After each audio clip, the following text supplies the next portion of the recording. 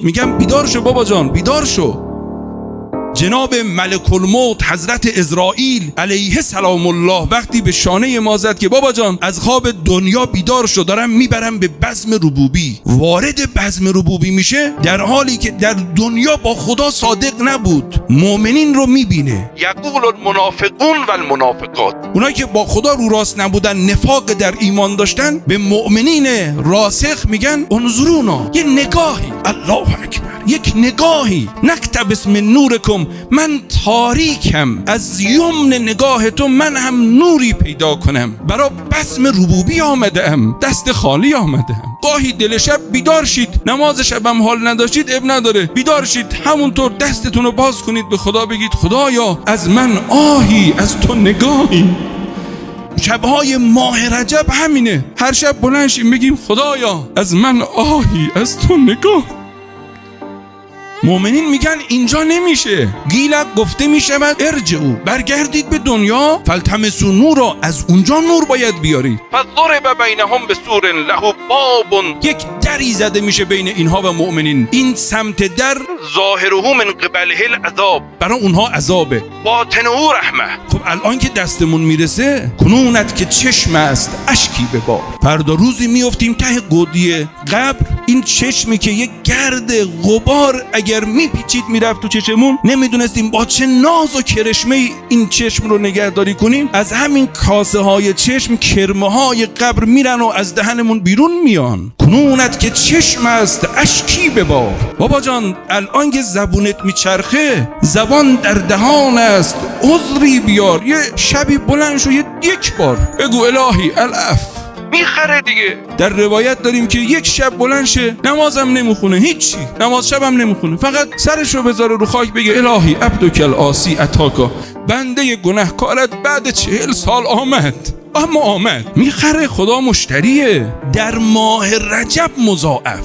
این روایت مراجع رو شرمنده کرده، چه برسد به ماها. میفرماید ان الله تعالی نسب فی السماء الرابعه ملکا، خدا در آسمان هفتم یک ملکی، فرشته‌ای منصوب کرده که به او یقال له داعی، به او میگن داعی، دعوت میکنه، خواستگاره. اذا دخل شهر رجب، وقتی ماه رجب وارد میشه، ینادی ذالک الملک، اون ملک مأموره کل لیلة منه الی الصباح، یک شب نه، 2 شب نه، 3 شب نه، همه شبهای ماه رجب از شب تا به صبح این ملک داعی خواستگاری میکنه، دونه دونه بنده ها رو برای خدا خواستگاری میکنه. طوبی للذاکرین، باریک الله اونایی که در حال ذکرند. طوبی للطائعین، باریک الله اونایی که دارن از خدا اطاعت میکنن. بعد خدا این ملک رو کنار میزنه، میگه بیاین بر کل لیلة فی شهر رجب، هر شب ماه رجب. این که اهل ذکر رو، اهل طاعت رو تهنیت میکنه، خدا میگه بیا کنار. در این حال یقول الله تعالی، الله اکبر،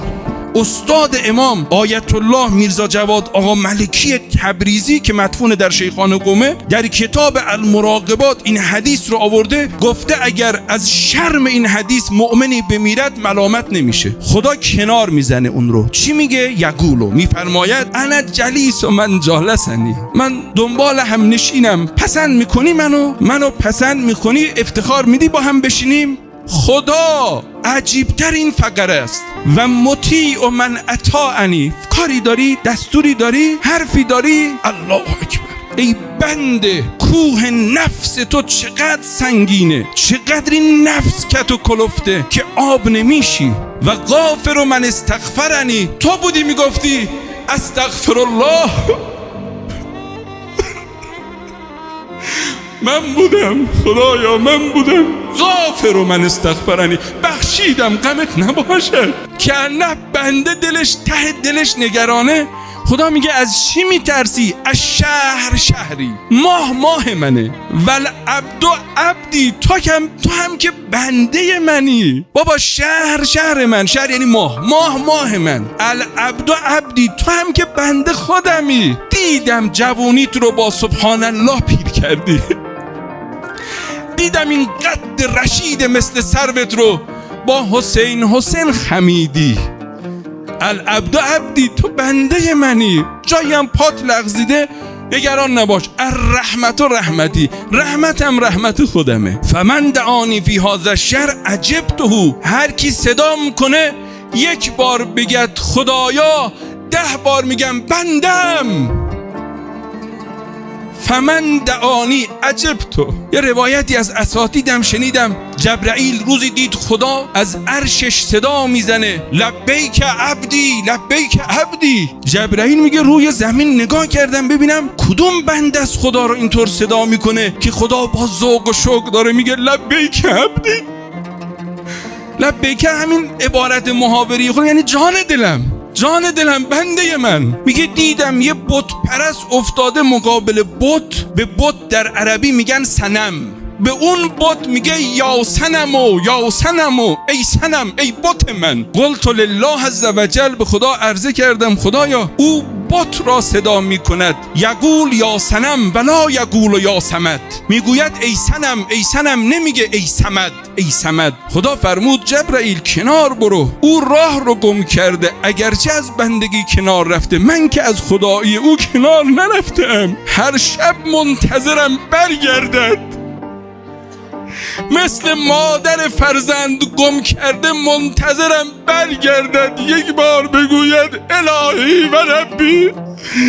خدایا ماه رجب میاد 1000 بار میگیم الهی و ربی و سیدی مولایا.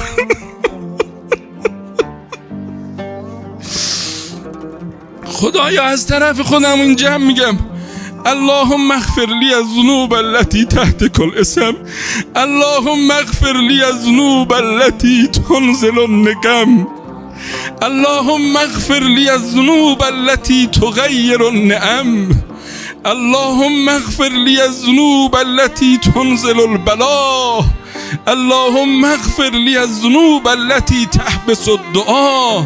اللهم ای خدای من اغفر لی کل ذنب اذنبته و کل خطیئة اخطأتها. میگه وقتی اینطوری گفتید خدا صدا میزند من سألنی اعطیته، میدم عطا میکنم، فلسوف یعطیک ربک فترضی، انقدری میدم راضی بشی. فقط عرض میکنم رفقا اگر در این شب توفیق همنشینی با خدا یاریتون شد، این کشتی به گل نشسته رو هم دعا کنید، چو با حبیب نشینی و باده پیمایی، به یاد آر حریفان باده پیما را.